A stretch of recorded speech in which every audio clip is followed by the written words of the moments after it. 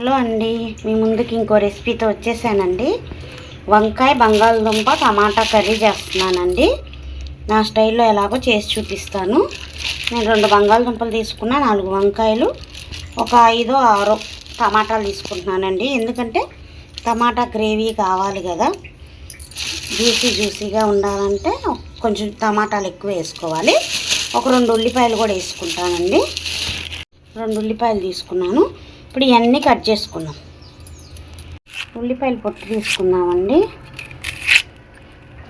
నా షార్ట్ వీడియోసే కాదండి, నా ఫుల్ వీడియోకి కూడా సపోర్ట్ చేయండి. ఫుల్ వీడియోస్ కూడా పెడుతున్నాను. నా ఛానల్లోకి వెళ్ళి చూస్తే, నా లింక్ ఓపెన్ చేస్తే నా ఫుల్ వీడియోస్ వస్తాయండి.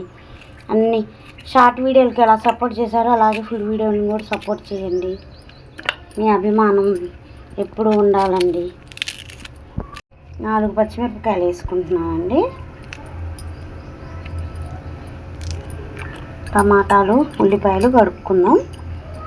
వంకాయలు లాస్ట్లో కోసుకుందామండి, ఎందుకంటే కండ్ర వస్తాయి కదా, అందుకని లాస్ట్లో. ఇలా బంగాళదుంపల పొట్టు తీసుకుంటాను. బంగాళదుంప పొట్టు మల్లెపూల చెట్లకి వేసుకుంటే బలం అండి, చాలా. మల్లెపూల చెట్టుకి చాలా బలం బంగాళదుంప పొట్టు. ఎవరైనా ఇలాగే తీసి పారేయకండి. బంగాళదుంప చెట్టు మొదల్లో వేసి కొన్ని వాటర్ పోస్తే పూలు బాగా పూస్తాయండి.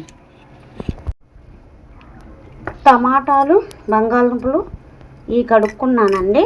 పొట్టు తీసేసుకున్నా, కడుక్కుంటున్నా. ఇప్పుడు ఇది కట్ చేసుకున్నాం. వంకాయలు లాస్ట్లో కట్ చేసుకున్నామండి. ఇప్పుడు ఇది బంగాళదుంపలు కట్ చేసుకున్నాం.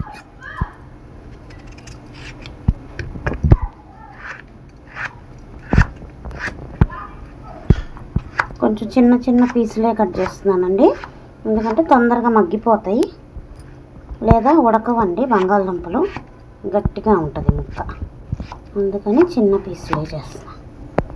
బంగాళదుంపలు కట్ చేసుకున్నాం కదండి. ఇప్పుడు వేరే ప్లేట్లోకి వేసుకున్నాం. అలాగే ఉల్లిపాయలు కట్ చేసుకున్నాం.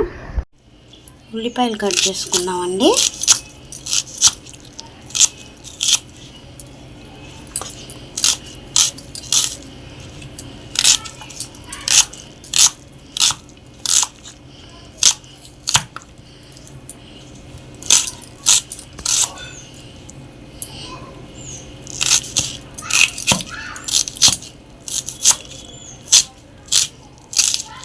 కరివేపాకు కూడా అండి, మాకైతే చెట్టు ఉందండి పక్కన. అసలు అప్పటికప్పుడు ఫ్రెష్గా వేసుకుంటే అసలు కరివేపాకు స్మెల్లే సూపర్ ఉంటుందండి. అన్ని కర్రీలోకి వేసుకోవచ్చు, కానీ వేసుకున్నాక తింటామా మనం, కరివేపాకు వస్తే పక్కన తీసి పారేస్తాం. కానీ అది వేస్తేనే కర్రీ సూపర్ ఉంటుంది. అలాగే పెట్టుకున్నానండి. కర్రీకి నూనె పోసుకున్నాం. కొంచెం ఆవాలు, జీలకర్ర వేసుకుందామండి. కొంచెం నూనె వేడి అవ్వలేదు, నేను అనుకున్నాను. అవి వేగాక బంగాళదుంపలు, ఉల్లిపాయలు వేసుకున్నాం. ఆవాలు, జీలకర్ర వేగింది కదండి. ఇప్పుడు ఉల్లిపాయలు ఇది కొంచెం ఫ్రై అయ్యాక బంగాళదుంపలు వేసుకున్నామండి. ఇంకా నేను టమాటాలు కట్ చేసుకోలేదు, ఇవి మగ్గుతూ ఉంటాయి కదా, ఈలోపు టమాటాలు కట్ చేసుకున్నామని పసుపు వేసుకున్నామండి. కొంచెం ఉల్లిపాయలు ఒక్క 2 నిమిషాలు అలా మగ్గాక బంగాళదుంపలు వేసుకున్నామండి. టమాటాలు కట్ చేసుకుంటున్నాను. ఒక పక్క బంగాళదుంప, ఉల్లిపాయ మగ్గుతుంది కదా, ఉల్లిపాయ వేసాను కడాయిలో. ఇప్పుడు టమాటాలు కోసుకుంటే అటు కర్రీ మగ్గుతూ ఉంటుంది, ఇటు ఈ కట్ చేసుకోవచ్చు. 2 పనులు అయిపోతాయి. బంగాళదుంపలు కూడా వేసుకున్నామండి. బంగాళదుంపలు కూడా వేసుకున్నాక బంగాళదుంపలు ఉడకడానికి కొంచెం టైం పట్టిద్దండి. మూత పెట్టేద్దాం. మూత పెట్టితే ఆవిరికి ఉడికిద్దండి బంగాళదుంప. బాగా కలుపుకున్నాక మూత పెట్టేసి ఒక 5 నిమిషాలు వదిలేద్దాం. బంగాళదుంపలు ఇలా మగ్గిపోయింది కదండి, మూత పెట్టేసి ఒక 5 నిమిషాలు ఉంచితే ఊరికే మగ్గిపోయిద్దండి బంగాళదుంప. చూసారా ఎలా దిగిపోతుందో, గంట కూడా చూపిస్తా చూడండి, మగ్గిపోయింది బంగాళదుంప. ఇప్పుడు టమాటాలు, కొంచెం అల్లం వెల్లిపాయ పేస్ట్ వేసుకున్నామండి. అల్లం వెల్లిపాయ పేస్ట్ వేసుకున్నానండి.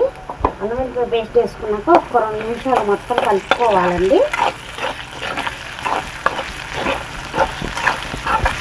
బంగాళదుంపల్లోకి టమాటా వేసుకుంటున్నానండి.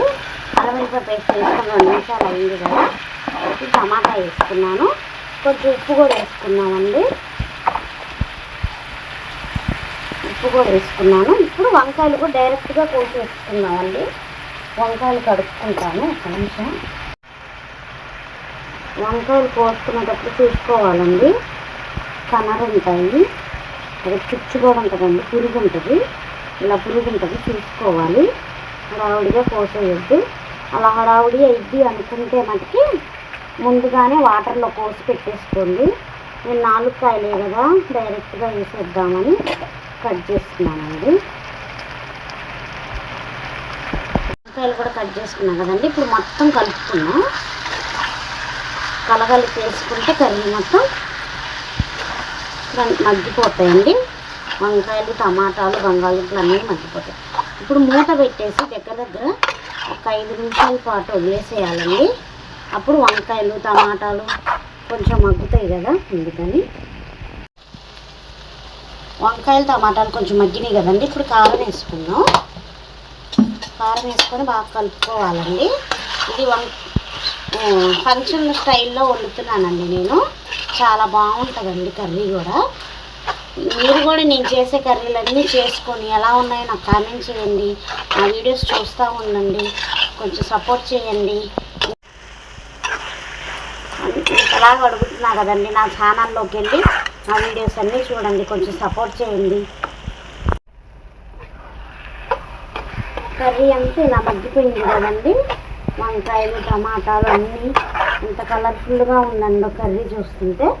ఇప్పుడు కొంచెం బంగాళదుంపలోకి వాటర్ పోసుకుందామండి. బంగాళదుంప ఉడకాలి కదా, కొంచెం లైట్గా వాటర్ అన్నీ ఇంకిపోయేదాకా మూత పెట్టేసి వదిలేద్దాం. అప్పటికి కొంచెం మగ్గిపోతాయండి టమాటాలు అవి కూడా.